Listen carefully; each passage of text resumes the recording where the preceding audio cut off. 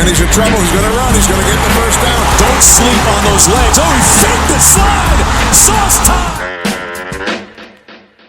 The Pitt Panthers have pulled a stunning upset over the West Virginia Mountaineers. And Johnny Majors gets a ride across the field. He was my idol, dude. I lived by the 7 tenets. I have seen you eat more cooked meat than any other person in the world. It's not cooked meat. He just... Was he not a raw meat guy, or was he just like the predator mindset He did, guy? but he would cook stuff too. It was the predator mindset. Simulated hunts. If you eat, you had a successful simulated hunt. So what's a simulated hunt is like he like going through the woods looking for like a box of Kraft mac and cheese. Like obviously not Kraft mac and cheese, but like it's just like simulated hunt is like a workout. Oh, it's like you're just like you're like it's the same motions that you would do because it's not a yeah. Well, today we're going on a simulated hunt for bowl games. That's right. It's the Simplified Bowl Preview. Welcome back to Simplified Podcast. I'm your host, Zach Kaminsky. I'm joined live and in person by both my wonderful, beautiful co-hosts, Mason Kling, Kent Vanderwood. Mason, how are we doing tonight? Dude, I'm hyped for some bowl games. I'm hyped for the ones that don't matter. I'm hyped for the ones that do matter. I'm just ready to get this last little drip of college football on my veins. I mean, honestly, it's just the best because work is slowing down. Bowl games are on at 2 o'clock on a Tuesday, 12 o'clock on a Monday, 2:30 on a Monday, like Eastern time, of course. We're talking Eastern time. No other time zone matters. True. It's perfect for that week in between this coming up weekend and Christmas and New Year's. You're just like, yeah, man. It's just like the World Cup. It's like when it's on, you just kind of put it on a screen at work and you just tune in. Yeah, couldn't have said it much better, honestly, boys. It's nice to have football on at any hour. You just flip on the TV and you're like, oh, I'll watch this random bowl game and maybe see the coach at the end get covered in some kind of condiment or something. I think we're gonna enter a new like there's football every day from like some point in November right after Thanksgiving. Yeah. I think we're entering a new one where I think we're going to have football every day from Friday to January 2nd. I'll take it. Yeah. I'll take it. Yeah. So before we get into the bowl games and our previews, we're going to break our previews up into 3 parts for our inaugural bowl game previews. We're going to start part 1 tonight from the Bahamas Bowl to the... Which one did I say? The Hawaii Bowl. Yep. They're going from the Quick Lane Bowl all the way up to the Barstool Sports Arizona Bowl, skipping over the Pitt Bowl game. Finally, in part 3, we're going to talk the Tony the Tiger Sun Bowl, as well as the New Year's Eve games, New Year's Day games, the January 2nd games, and then obviously the playoff national title game will be separate. Before we get into any game-related news, we want to pay our respects to the late coach of Mississippi State, Mike Leach, former coach of Texas Tech and Washington State as well. One of the biggest figures the sport has had in both play design and outsized personality in a level of the sport where personality it's not really even at a premium. You have so many characters, and he alone managed to be one of the most memorable and standout people in the sport. And that's not to mention him being sort of this grandfather of the air raid offense, which not only modernized college football or revolutionized college football, but really the whole game of football as a whole. And like, I've just been sitting here all day, kind of in shock. Like, it just doesn't feel right to me. Yeah, when news first started breaking, I think I saw like a tweet from Lincoln Riley that said like, "Oh, please pray for my friend like Mike Leach," and I was like, "What the hell's going on?"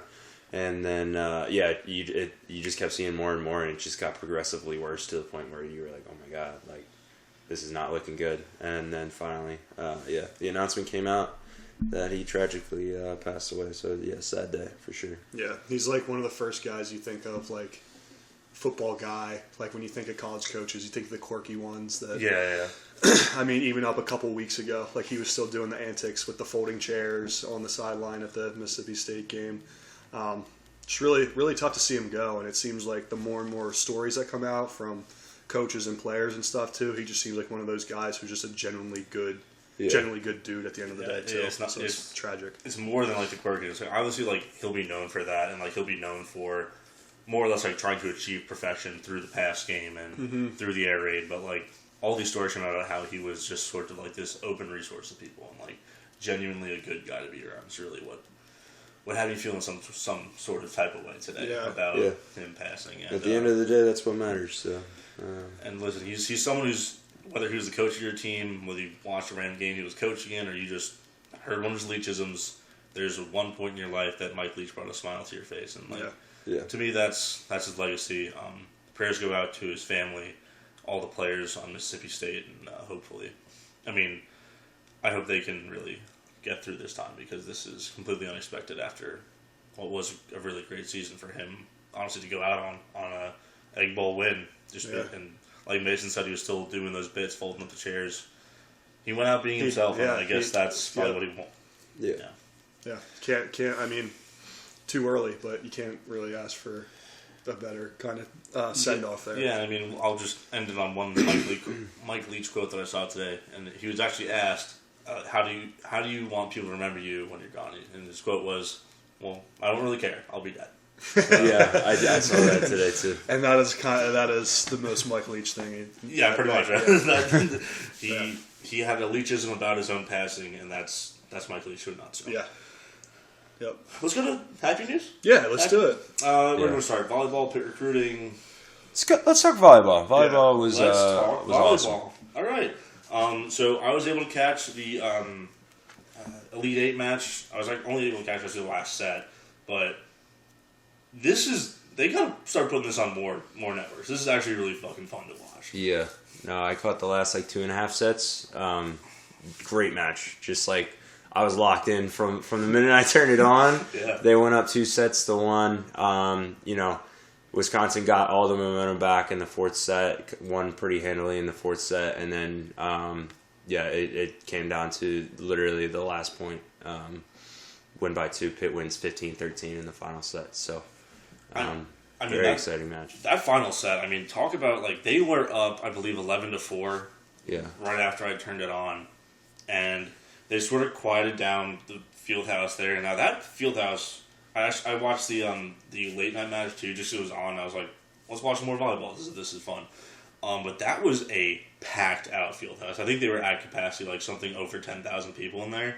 And when Wisconsin starts clawing back in that fifth set, the crowd was all the way back into it. And to go into the defending national title holders' house, beat them with their crowd behind them on, like Ken said, winning by 2, escaping by the skin of your teeth on the road, that is so impressive. Yeah, and they had a couple calls not really go their way. One in the last set in particular where it was they could have gone up 8-1, and instead it was maybe it was 7-3 instead of 8-2. So it kind of kept them. It kind of kept Wisconsin a little close, a little bit closer. And then when they actually clawed back, it was a nail biter down to the end. So they should do way more sports that are just win by 2, because it just makes it absolutely electric.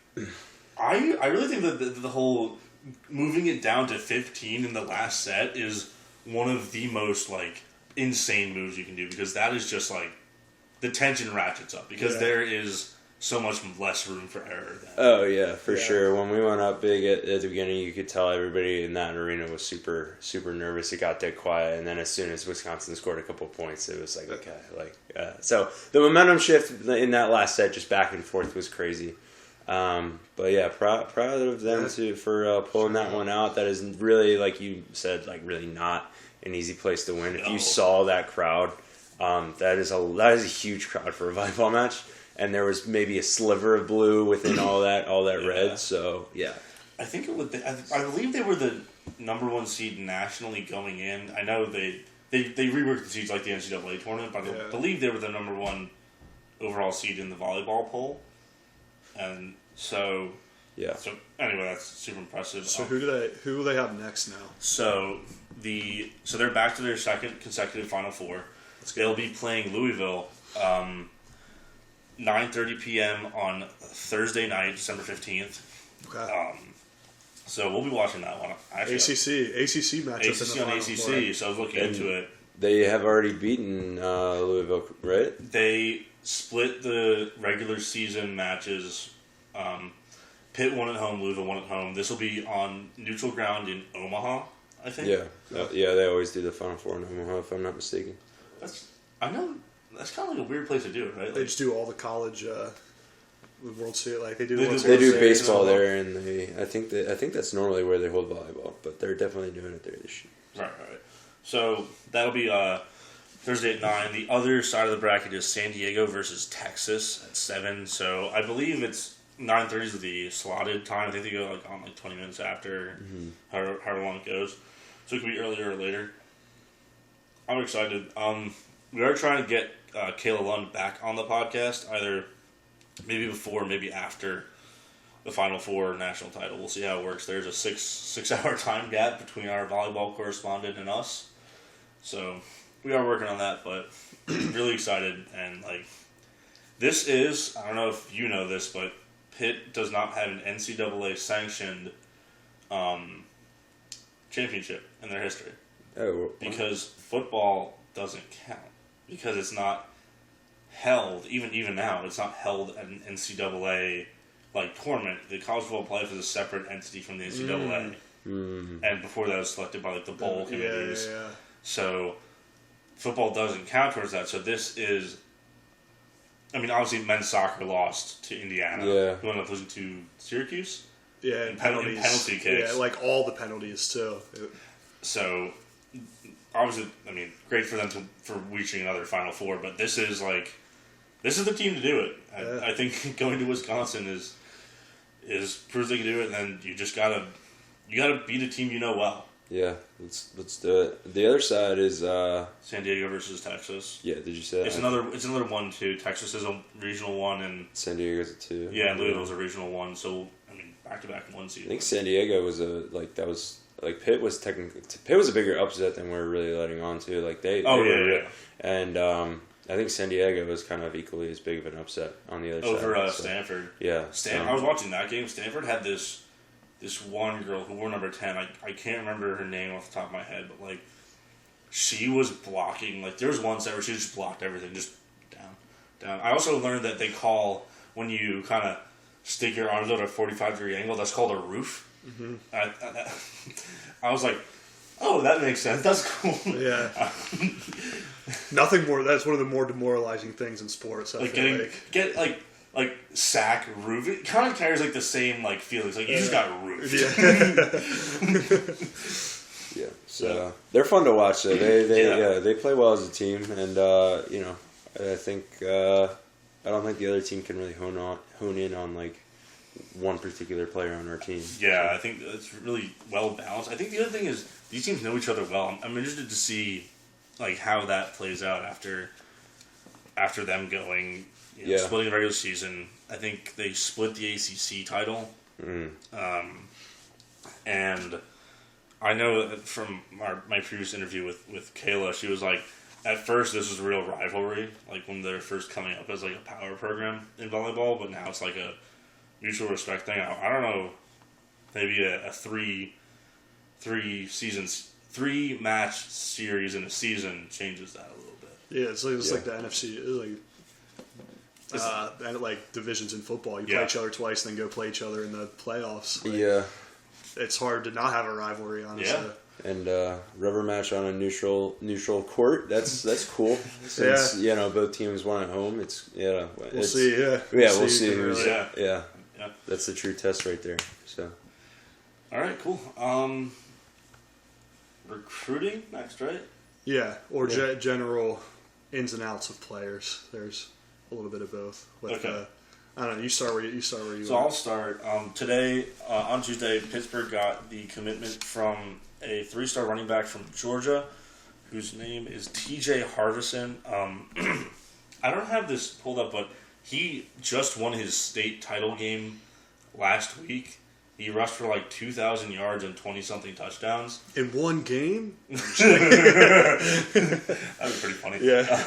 The season numbers. I'm just going to call this one the Izzy Abanikanda effect. Yeah. It's RBU, baby. RBU. That's all I had. I don't know if you had I was talking about. I'm blanking on the name right now. Oh, John Morgan? John Morgan transferring. Okay. Yes. Yeah, so the other big news is that John Morgan, defensive end, is transferring out of the program. And this is one of the more interesting transfers you can have from a team because I don't think that happens very much where they give an explicit reason as to why they're transferring, like John Morgan does. So John Morgan, in his... It was either an interview with one of the local papers or in his departure graphic, he basically said, I just felt it was time for me to transfer out and give some of the young guys more playing time. I'm going to open up the floor. What do you guys think about that? I respect it. Yeah. I respect that. Yeah, I respect it a lot. I mean, if there's obviously a lot of young talent that we have coming in behind him, and I think he recognizes that as well. And I think one of the things he said too was especially now, you see guys staying longer and longer, and just keeping those spots. And as a young guy, that's super frustrating if you think you're ready to play. I think it's really cool. Mm-hmm. Yeah, it's bittersweet too, because that he would be a positive to have on the defensive side of the ball going into next year. But it's one of those things where if he's looking behind him and he can see, okay, there are guys here that can also make a difference.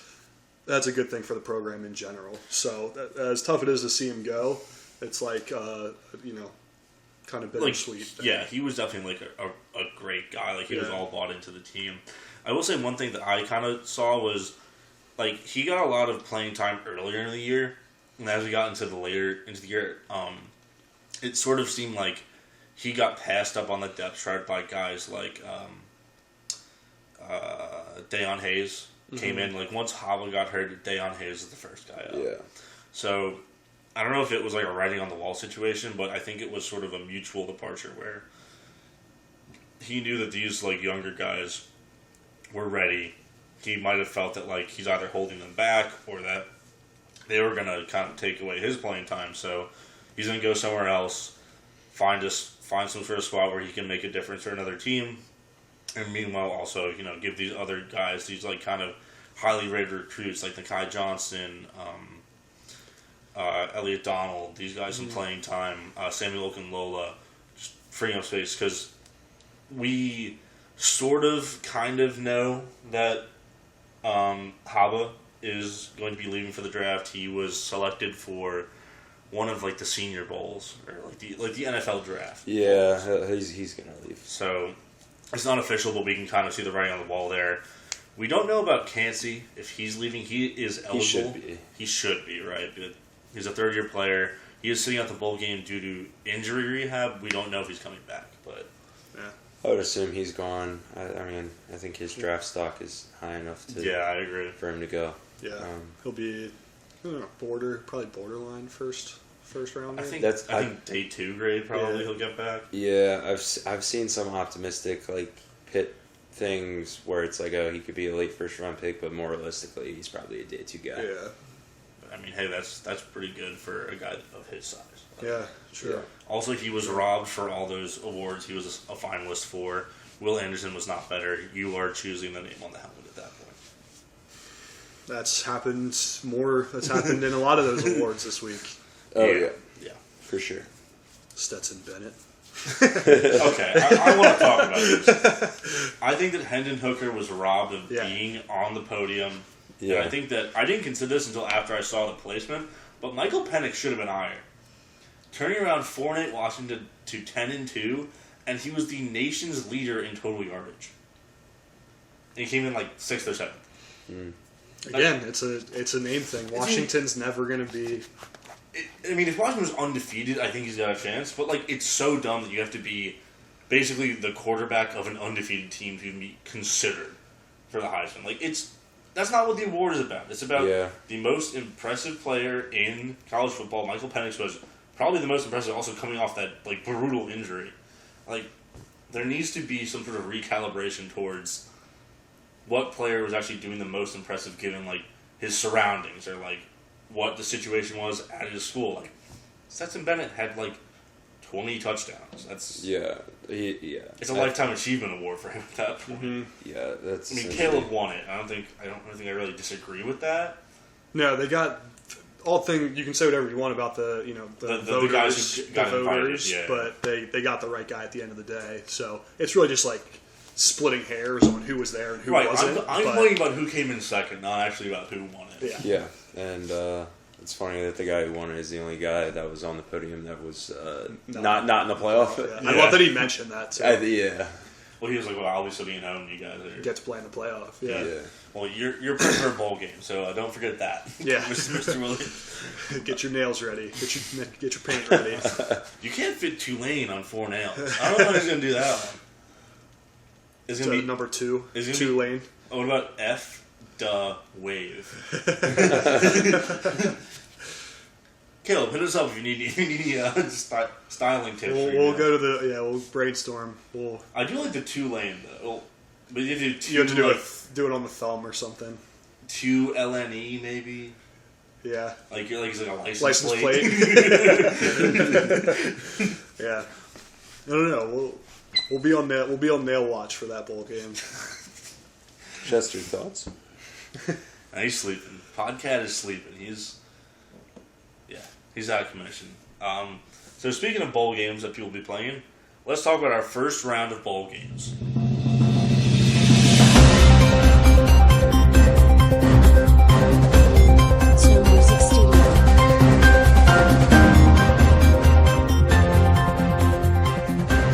We're coming to you live from sunny Nassau in the Bahamas for the Hometown Lenders Bahamas Bowl, featuring Miami of Ohio versus the University of Alabama Birmingham Blazers, dragging these nuts on your head.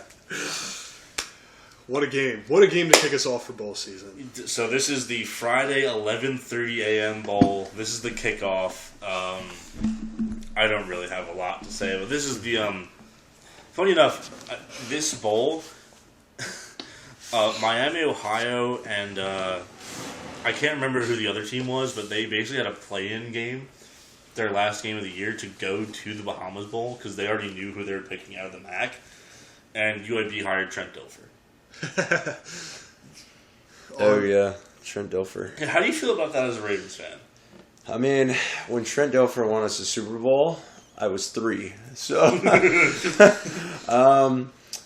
all I know is I think we won a stretch of like 10 games that season without scoring an offensive touchdown. Our defense was just that good. So it's probably the best defense in the history of the NFL. Yeah. So I don't really give him a lot of credit for that Super Bowl. So it's like, thank you, defense. Is he the worst quarterback to ever win a Super Bowl? He's very much up there if he's not. Probably. Yeah. Maybe the guy that, like, you could probably find like some guy from like old, 85 Bears quarterback probably but like wasn't all probably that. since 2000, that's like probably the He's worst. definitely the worst modern era. Yeah, right. I don't really have a lot on this game. It's the Bahamas Bowl. It's the kickoff game. It's in the Bahamas, so you got to know that even though it's a shitty bowl, the teams just love being there. Right? Yeah. It's like you're going to the Bahamas Bowl. It's a vacation. Right, like some of these bowl locations are like sneaky. This would be like if you take all the branding and like pageantry out of them, like this is a top 5. This is a top 5 bowl game just because of where you're at. Okay, yeah, I don't hate that. Yeah. I don't hate that. Oh, you don't include the location as part of the pageantry and things. Well, like for some of them, but like I'm saying, if you're looking at it, if you're just like looking at it on a map without on a map, yeah, just basically just on a map. I think you could separate location and pageantry because like when I think pageantry, I think Rose Bowl. That doesn't have like okay. It is a location, but it's not all like it's not because of the location. You know what I mean? Yeah. Quick picks. Who are you taking? Are we going line or straight up? To win. Give me the Dragons. Give me Dilfer's Dragons. They're the Blazers. They're not the Dragons. Are they not? They're the Blazers. Yeah. Huh. Their mascot's the Dragon. Dame Lillard, give me the Blazers. I'm going with the Red Hawks, Miami, Ohio. I don't. You love Roethlisberger. Do not put that evil on me. I take offense to that, sir. Let's move on to the Duluth Trading Cure Bowl. This is on Friday as well at 3 o'clock from Orlando, Florida. Actual banger matchup, UTSA versus Troy for probably either best or second best G5 team, depending on how good you think Tulane is. UTSA won every single one of those conference games. I believe Troy did as well. So this is like 3 years in a row. This has been like the de facto G5 championship. But I think it's kind of a cool niche for this bowl, and I'm really excited for this one. UTSA has their quarterback Frank Harris coming back next year, so he'll be playing in this. This is actually this is the real kickoff. This is actually the real good game to kick off with. Yeah. The other one's a warm-up. This is like a ranked-unranked matchup, so... Yeah, I think, they're both... 24-25, I'm pretty sure. Yeah. Who you guys taking? Give me... I rode with Troy in their conference championship. I'm riding with Troy again. I'll take UTSA. I think they've won something like a crazy amount of games straight. I think they just keep it rolling. Yeah. Especially, they got one of the G5's best quarterbacks. Yeah, give me Troy Bolton. I'm standing here alone. We're breaking free, baby.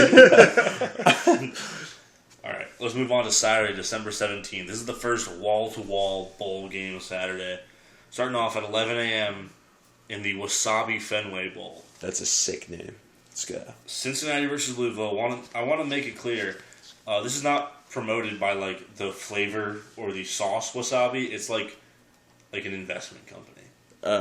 Well, that's lame. I thought, they're not dumping wasabi on the coach after? Well, so, funny enough, this will be the first ever bowl played in the Wasabi Fenway Bowl. It was created in 2020 and ended up getting canceled due to COVID. Last year was also canceled due to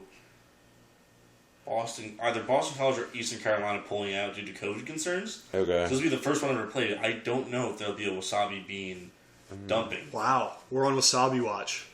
we're on beef watch. Yeah, and this is also the one where, we had the coaching switch. Yeah, this is the Scott Satterfield Bowl. This is the same sideline bowl. Winner gets to keep him. Yeah. Who wants him more? No. If Cincinnati wins, they have to take him back. Yeah. With the deal he signed at Louisville. Yeah. I saw a picture of Fenway Field today, like with the football field set up on it. I saw the graphic that they had of what it would look like, but saw the actual field today, and it looks pretty sexy. I'm not gonna lie. Can you pull that up? I want to see that too. I'm curious because I've been to the Pinstripe Bowl, and they kind of put the field going from home sort of left center. Obviously, they have to. They can't do it around the short porch, but. I'm interested to see what it'll look like. I mean, I'm all for playing football in non-football stadiums. I think that's fun. But I don't know. Also, this is one of the worst locations to go to is Boston in December. Get a look at that. I don't know, just the snow around the stadium. Ooh, that is actually really nice. The green monster kind of over. It's not close to the field, which just kind of overlooks it. Yeah, it's a cool look. They did pretty well with. Also, the end zones are sick. It's Fenway Park in the Red Sox font. Yeah, that's a nice touch. Yeah, that is pretty sweet. I feel like they made the most out of the seating and everything. Is pretty they. Yeah. Because most of their seating is along the first and third lines. Yeah. Yeah, I'm not a huge fan of football and baseball stadiums, but they did a pretty good job with this one. Yeah. All right. Picks. I'm going to go with Louisville. I think they want to exact some revenge on Scott Satterfield's new team. Yeah, give me. This is going to be a theme. Give me the ACC. Let's go Louisville. Yeah, I was also going to pick Louisville, so we're clean sweep there. So it's a Cardinal sweep. Okay. Hey. Also, sort of at the same time going on, this is not a bowl game for FBS, but the Celebration Bowl, which is the HBCU title game.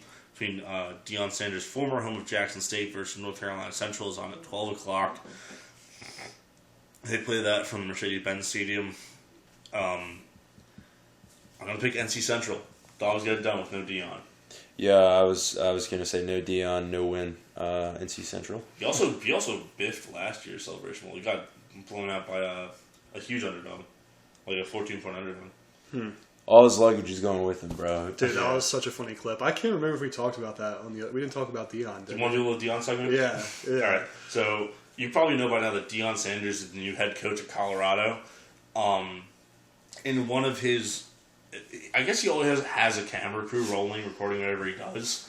But he was talking to the current players on the team, and he said something along the lines of, "If you're not ready to play, get out because I've got players coming with me. And like, I'm bringing my son. He's playing quarterback. He said something like, "I'm bringing my baggage with me, and it's Louis Vuitton." Yeah, or something like that. I'm bringing my luggage, and I'm bringing luggage, and it's Louis. Yeah, that's what he said. So, which is very true. They have a lot of guys that are probably not good on that team. well, so. that's what I thought too. It's like he's taking over a 1-11 Colorado team that's been at the bottom of the Pac-12, and it's like you have to have that mindset when you come in. It's like you guys aren't good. You guys went 1-11. I'm bringing in new guys. If you're not ready to compete or to hold down your starting spot, get the fuck out because I don't want you. Did you?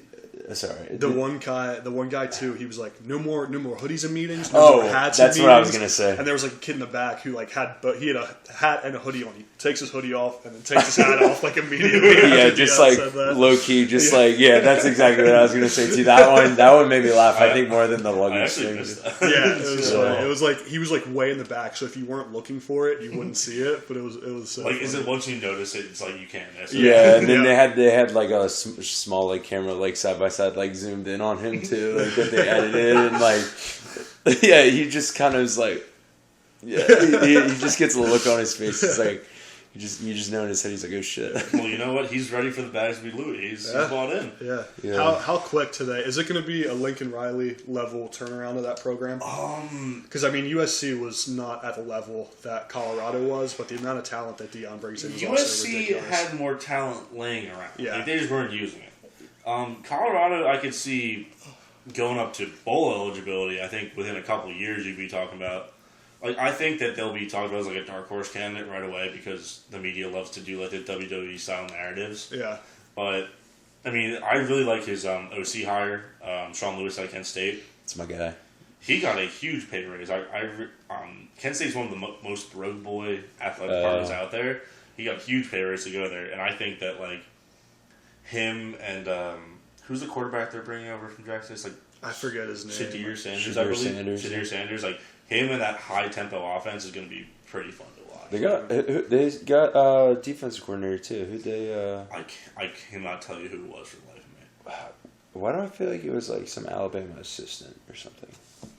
You want to look that up? Yeah. Okay. Well, I still have to pick this game, so I'm going to go with Jackson State. No Dion, they're going to not avenge. Last year's loss, they're gonna be first time on a national stage without Dion. Let's make a statement that it wasn't all him that changed the program. It was, but that's gonna be their narrative. They'll have something to play for. Yeah.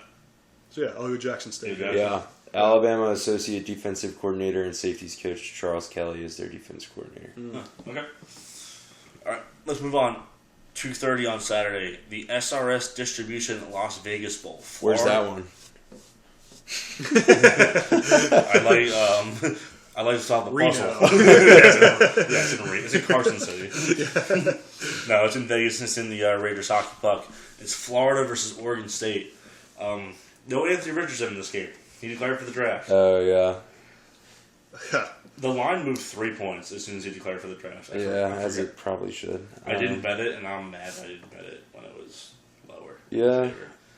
I don't know. I think Oregon State rolls. They can run the fuck out of the ball. Yeah, Florida was so-so with Anthony Richardson. They are not going to be very good without him. You could honestly argue that they might have a more consistent passing attack, but you don't have the running ability of Anthony Richardson. That's going to limit you significantly. Oregon State's still coming off the high from beating Oregon. Yeah, they've kind of been. I wonder who their quarterback's going to be because I think their quarterback in that game transferred out, if I remember correctly. Yeah, give me the Beavers in that one. I'm still taking the Beavers. Yeah, beef up. All right, break out the chainsaw. All right, the Jimmy Kimmel LA Bowl presented by Stifle. The Law Bowl. The La Bowl. It's crazy that Jimmy Kimmel has a whole ass bowl game. It's got to be like the Jimmy Kimmel Show. They just don't look like the Jimmy Kimmel Show LA Bowl. Yeah. Well, yes, it is very funny. It's like the Jimmy Kimmel Bowl. Yeah. Do you think he's in attendance? I think you have to. I feel like you have to be. Game, right? It's good for. I'm sure if they're filming, it'd be good for his show too. Later that night? Is it Saturday? Jimmy Kimmel live from the LA Bowl. Yeah, live from Inglewood. This is Washington State versus Fresno State. I'm going to take Fresno State. I'm riding with Hainer Mania. Rode with them in the Mountain West title game, and keep riding with them. Yeah, I don't hate that. I'm going with Wazoo though. Okay, Ken Ward guy. Yep. Yeah, I'll go Washington State. I feel like I get beat by San Diego or Fresno State all the time though. I feel like every time I don't think I picked them to win their conference. They did. I feel that in their conference championship game I didn't pick them. They won. Third time's a charm here. And I'm not picking against Mike Leach school, to be honest. No. Yeah. Okay. Yeah. All right. 5:45, you have the Lending Tree Bowl in Mobile, Alabama. Rice versus Southern Miss. I'm picking Southern Miss because they have Frank Gore's kid at running back. That's a good reason. Can't argue with that. Also, it's crazy that Rice is bowl eligible. That is something I would not expect. Yeah. They've been one of the worst teams in the world lately. I feel like I'll go with Southern Miss as well. I don't got much to add there. I don't think Rice is just all that. It's nice they're 6-6, but Can't argue against Frank Gore's kid. When you give me sabermetrics like that, I can't pick against them. When you give me the facts. I feel like they have Frank Gore's kid as like the biggest analytics. Like, it's just his kid, man. Come on. Frank Gore just pounded the rock for 20 years in the league. I think his son's probably okay. I won't say it's in the blood. Moving on to the New Mexico Bowl. SMU versus BYU in Albuquerque, New Mexico. The Walter White Bowl. This is, I think these teams played already this year, correct? Yeah, they did, No? I think. I don't think so. Oh, no, I think you're thinking of TCU I am and thinking SMU. of TCU. Because I remember Yeah. talking No, that's the about battle that. for the Iron Skillet. Yeah. Oh, of course. How could I forget? Smooth. BYU's been I thought they were going to be so good this year. They were so Not good. mid. Yeah. I want to pick them to win this bowl, but they made me look like an idiot earlier in the year again. So let's go SMU. I'm going to pick SMU too. I just think that, like you said, BYU's been completely underperforming, and I just don't see it from them. I'll take BYU. I don't like to have clean sweeps too often. Sure. Okay, that's right. Saturday at 9:15, the Frisco Bowl in Frisco, Texas. This is being played in a soccer stadium, Toyota Stadium. North Texas versus Boise State. North Texas just fired their coach, and Boise State just lost their conference. I don't know who the hell I'm going to pick. Yeah, that was a weird firing by North Texas. He's their coach had done well. He had one bad year, and then he got him to a pretty good bowl. It was I think it was their best bowl in a while or something. I don't know. Maybe I saw a bunch of. I mean, this is a while ago. You don't exactly think of North Texas as a Group of 5 powerhouse. I saw somewhere where they've gone to 2 bowls before their last head coach Seth Luttrell. They've been 2 bowls in their history, and they brought them to 3 or 4. It's and you fired that guy? Yeah, it's who else are you going to get to come to North Texas that's going to get you? I forget who they hired. They hired the same kind of guy. And it's just did you just get antsy to fire someone? I don't really get it. You're North Texas. Yeah.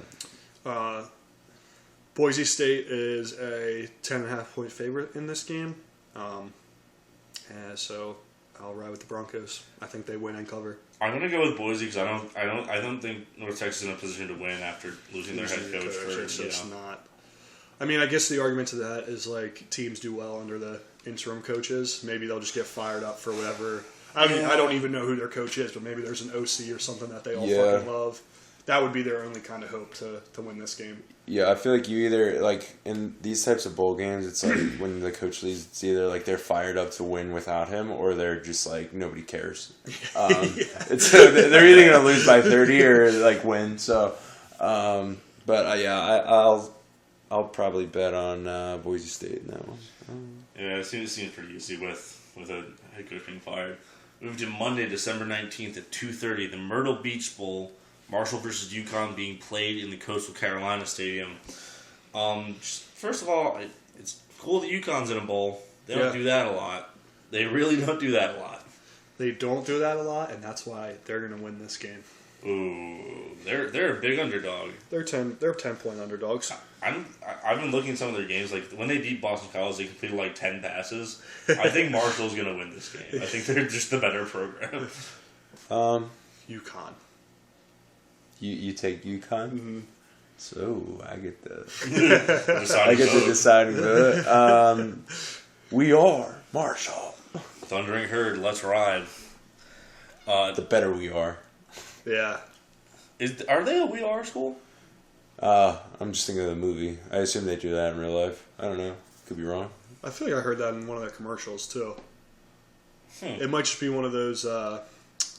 Just like generic cookie-cutter university commercials? Yeah. Well, also, if we both... What's it called? The Mandela Effect? Yeah. Where me and Kent both remember it, but that shit never happened. It's just that with Marshall. You had fake memories implanted about Marshall. Yeah. All right. It's possible. The Marshall boosters are incepting my brain. Moving on to Tuesday at 3:30, the famous Idaho... this is Tuesday at 3:30. The famous Idaho Potato Bowl. This is the one where the coach at Covenant French Fries being held in Boise, Idaho.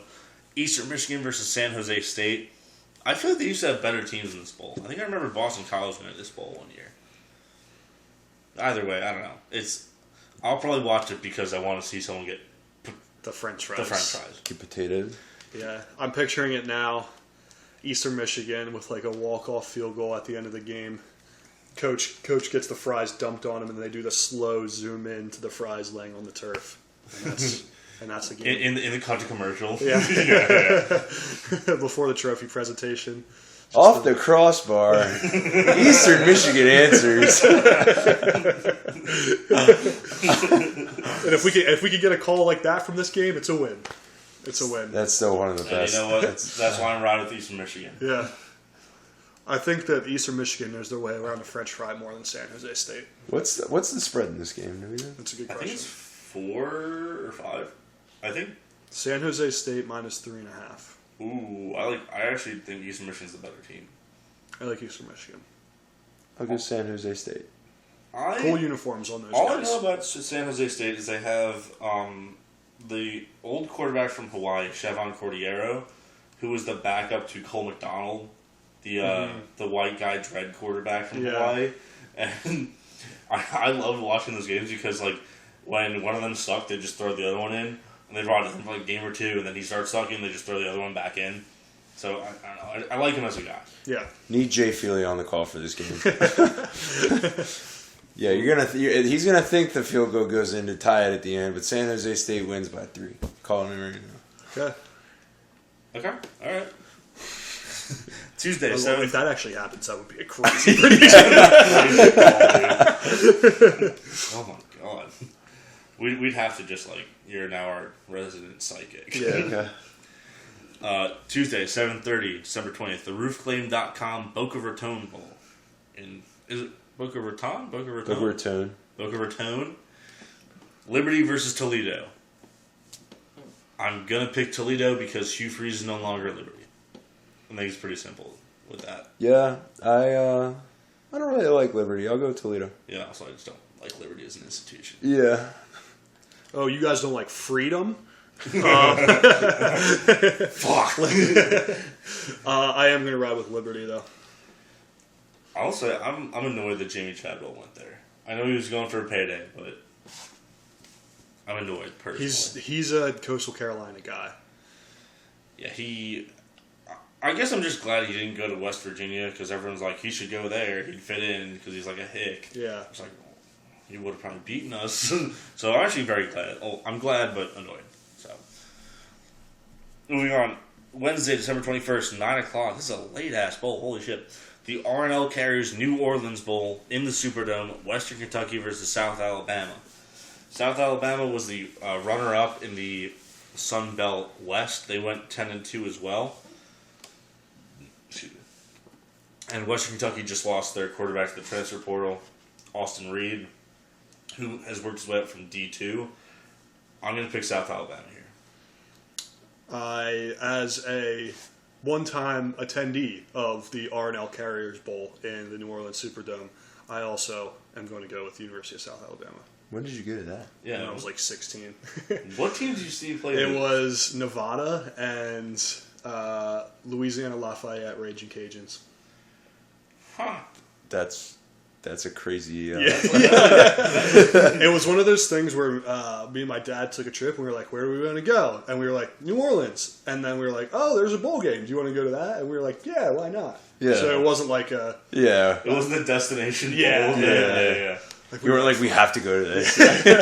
Did you see Nevada's playing Louisiana Lafayette? Well, the thing is, like, if you went, like, 4 years earlier, you would have been like, oh, this is the Colin Kaepernick Nevada team that just beat unbeaten Boise State. It would have had some juice on it. Yeah, no, there was a severe lack of juice to the game. The game day atmosphere was actually very good just because I think it was New Orleans and everybody, you can drink wherever the hell you want there. And there's no rules. But game itself, I don't Yeah, and it's kind of like a home game for the Raging Cajuns. Yeah, everybody was rooting for them. So, yeah, it's probably fun in that regard, too. Western Kentucky made me look like an idiot in one of my Christmas matchups of the year, so give me South Alabama. All right. Downhill toppers. The Kent Christmas personal revenge matchup game. of the week. December 22nd, Thursday at 7:30 p.m., the Lockheed Martin Armed Forces Bowl.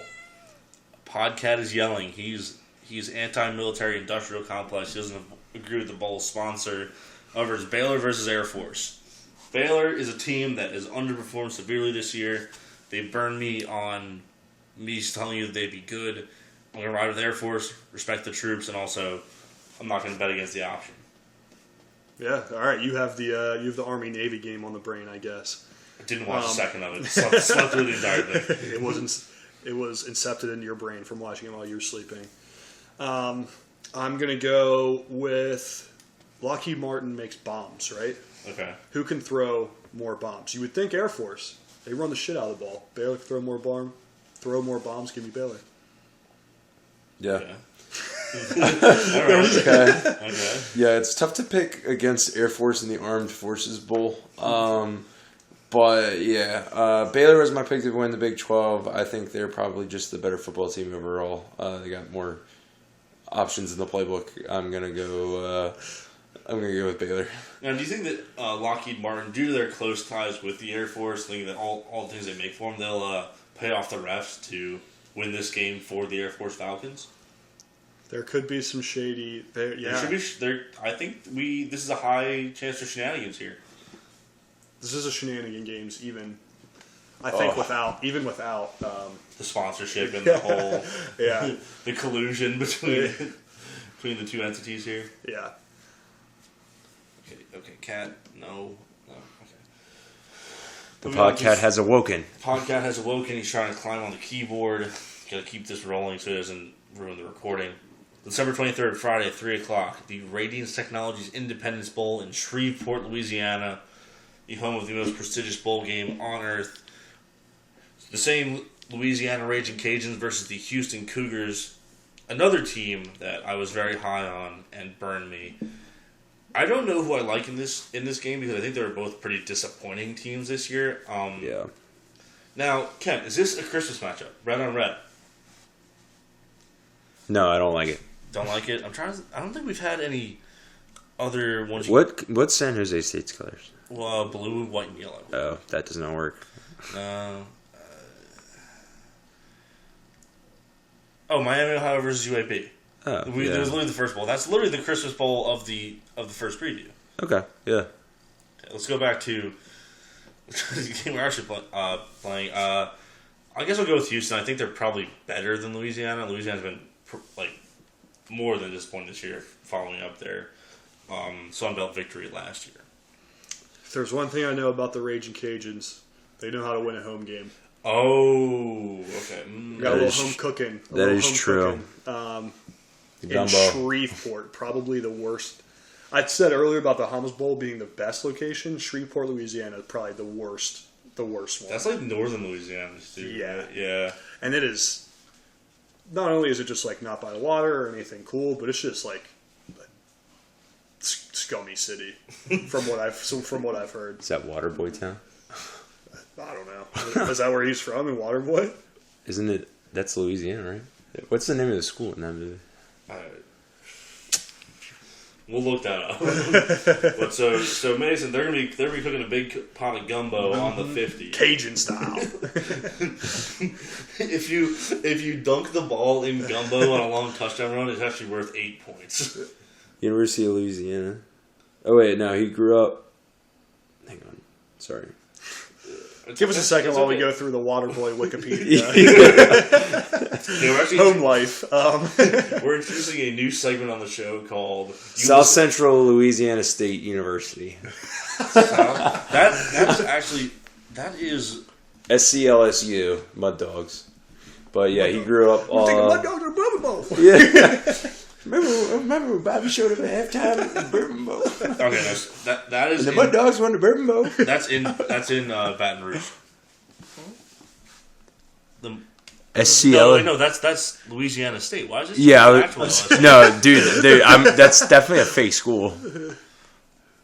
Oh, that is a fake Twitter account. Yeah, no, I just got that's literally so just a school they made up for the film. So I just got in the podcast, made a culpa. It's all right because me and Kent this week both got by a supposed Purdue beat writer who reported that Narduzzi was going to be going to Purdue. Hashtag Purduzzi. yeah, they got our necks on the Purduzzi thing for a few hours. I'm not gonna lie. Which I said he got. It went through like a couple of my group chats, and I was like, that's actually just really funny to just troll.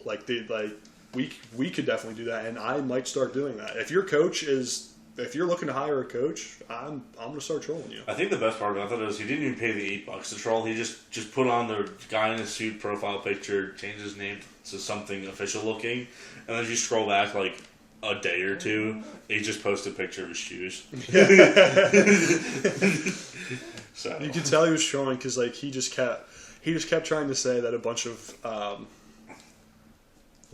these no-name NFL players that came from Purdue were like better than Pitt players in the league, and like he just kept saying Drew Brees and a bunch of other guys that were pretty so-so, and there were so many Pitt fans being triggered, and I'm like, guys, he's trolling.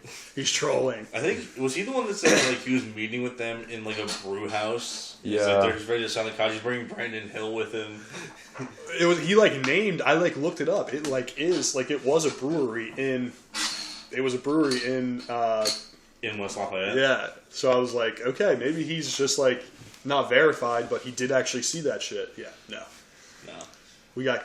They actually did end up hiring another Big Ten coordinator today. They ended up hiring Ryan Walters. Oh, I didn't see that. Yeah, something burning. It does kind of smell. Well, we'll check that. We got an episode to finish. The house may burn down, but the podcast must go on. But who's your pick in this game, Kent? Louisiana. I like the home game vibes from that, especially after your flashback. Yeah. All right, moving on. Friday, December 3rd, 6:30 p.m. The Union Home Mortgage Gasparilla Bowl. Gasparilla, I don't know, put some stank on that. Tampa, Florida, that's being played in Ray J. Wake Forest versus Missouri. I'm just going Wake Forest. Yeah, ACC up. I'm going to look and see what the line is. Yeah, I'm going to go with Wake as well. Three Wake -1 is what I'm seeing. Oh, here. wow. So yeah, they've had like a very disappointing year, but they still.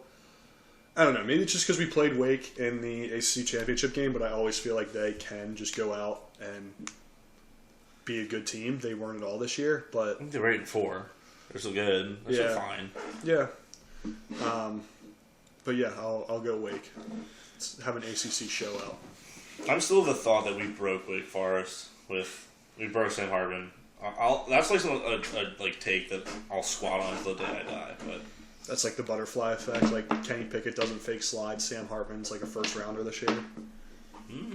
Okay, all right. You got me interested. Yeah. All right. Last bowl of our first preview. Christmas Eve, 8:00 p.m. The Easy Post Hawaii Bowl. Middle Tennessee versus San Diego State. From the cats playing with some electronic equipment over there.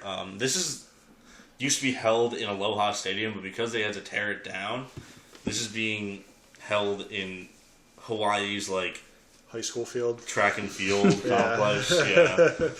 Well, it's lost some luster, but it's still being played in Hawaii. It is Teo's backyard. It's like we said, one of probably the best locations for a bowl. Yeah. They just happen to send, two teams that are, Yeah. I don't know. I don't really know who to pick. San Diego State has a pretty awesome defense as always, but Middle Tennessee State did beat Miami, and that's kind of stuck in my head. Yes, they did. That was before we realized that Miami was absolute dog shit. We should have known that. Yeah. I'm going with San Diego State. I'll go with MTSU. I can't get it out of my head. Blue Raiders. I'll go with San Diego State. A lot shorter trip for them. Yeah, exactly. That's a great call. Less jet lag. That's huge. Okay, that'll do it for our first round of bowl previews. This is something I forgot to mention in the first part of the episode, but Keaton Slovis has been talking to some schools. I'd like to get your guys' opinion on them. Oh, I haven't seen any of these. Okay, so in an interview with Pittsburgh Sports Now, I have thoughts on them, but I'll keep them to myself. Slovis said to them that UCLA and BYU have come out to meet him face to face. He's been talking with Oregon State, and he's planning on going to visit them. I've also seen elsewhere that he's been in contact with Notre Dame and one other school. I cannot remember, but Alabama. it wasn't out. No, it wasn't like Ohio actually State. good schools. There's still Missouri rumors, but it was Notre Dame and one other school. You give your takes on this first while I find this last school. UCLA feels like just like a homer pick. Yeah, like, he's from Arizona. Yeah. Like couldn't crack I went it to at USC already. Yeah. couldn't crack it at USC. Came to Pittsburgh and got basically ran out of town. Let's go back to West Coast and I don't know. The Oregon State one is the one that's most interesting to me. I feel like with what they kind of do offensively, he would work the best. But he wasn't good in this offensive system, which is more or less the same. And they were a team that was actually a quarterback away from being competitive in the Pac-12. And going to Keaton Slovis is it's not going to Earth changing. Yeah, sorry, it was just Notre Dame. I was making up there was another school. UCLA actually is the one that really doesn't make sense to me from just a scheme standpoint. You're going from DTR to Keaton Slovis, one of the most exciting athletes that we've seen in the sport the last couple of years, to a statue. Yeah. Now, BYU, sure, I don't think he's Mormon. Should be a little weird. Imagine being the one non-Mormon guy on the BYU team. Yeah. Would he have to do a mission trip? No, I don't think so, right? They've definitely had guys that aren't Mormon. Right? Oh, yeah, I think it's just more expensive if you're not Mormon. I don't know how that works. It's a cult. But Notre Dame, imagine the double revenge game. Keaton Slovis and Kenny Minchie next year. Yeah, that would be wild. But That'd be pretty wild. also, if he just decides to go to UCLA and goes there before the bowl game, he could just give them our whole offense. Oh, shit. Maybe that's the play.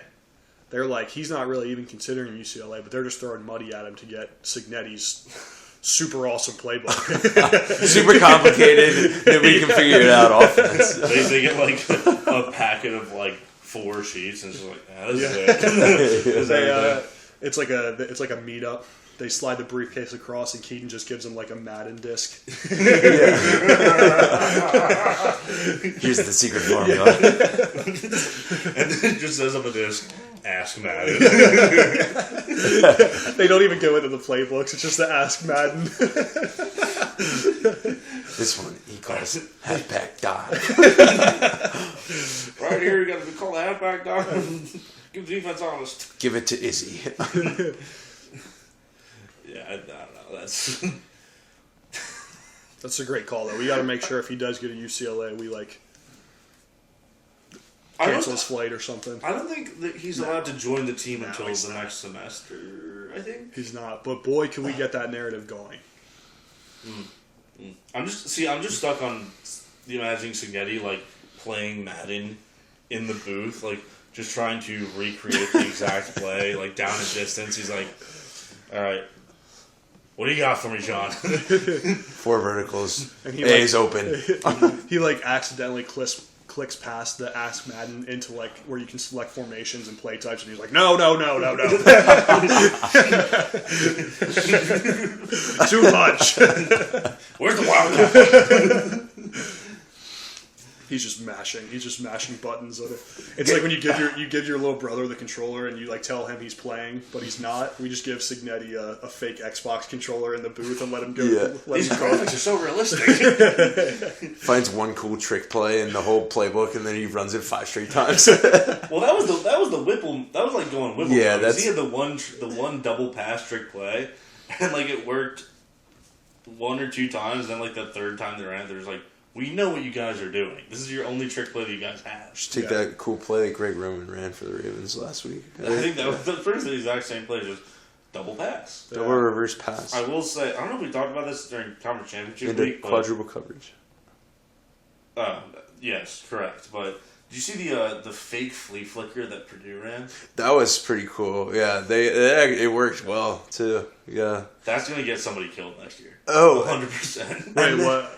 He faked the pitch back, and the linebackers all like ran up to the quarterback, and then he just took off running. Yeah, like, did you not see that? No. Oh, it was, we'll watch it after this. You'll do a live reaction. So was it? It was kind of like a draw play then. Like they just let everybody get upfield. Yeah, like they pretty much like ignored the Clear. back. They just kind of took And everybody then, in the middle. The other sick play that I saw was the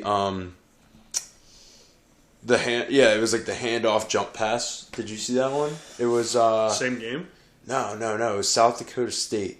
I did see that. In their, it was their fullback. In their quarterfinal game, yeah. The guy was so hilariously wide open. Yeah, just like blocked for like a second or two and then just released. And they handed it off. And the fullback, I think, yeah, you said it was the fullback, ran up like right to the back of the line, then just threw a jump pass. And just it was like a 40-yard touchdown. It was similar to the one that Michigan ran. I think it was out of the eye. Okay. Yeah.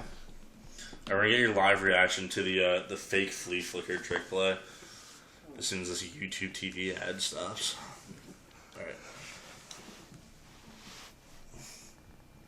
Like, that linebacker got basically pantsed. That was so cool. John, I feel like you need such a perfect look from the defense, though, for that to work. Yeah, that either works like that or it just gets blown up. up. The guy was blitzing, right? No, yeah, Wow, that's awesome. Yeah, they called him a delayed blitz, I think. That's pretty cool. Yeah, it was sweet. That was the first time I'd ever seen that. So yeah, probably one of the only times it's ever been done. You gotta think. Yeah, not a common play you see a lot. All right, that's probably everything we got. We've been going for an hour. Yeah. All right. Thank you for once again tuning into Simplified Podcast. Next week we'll be back with our second round of bowl previews.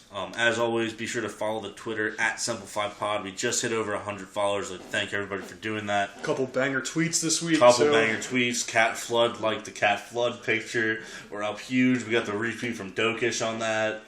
He still hasn't followed the podcast back. Chris Dokish, follow my podcast.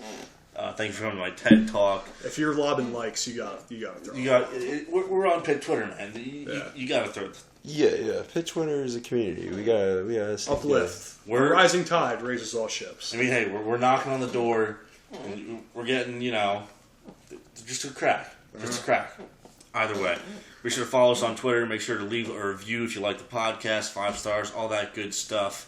You can find all the hosts on Twitter, me, Mason, and Kent, in the bio of the show. And with that, see you next week. Hail Pitt. Wisconsin volleyball. What happened?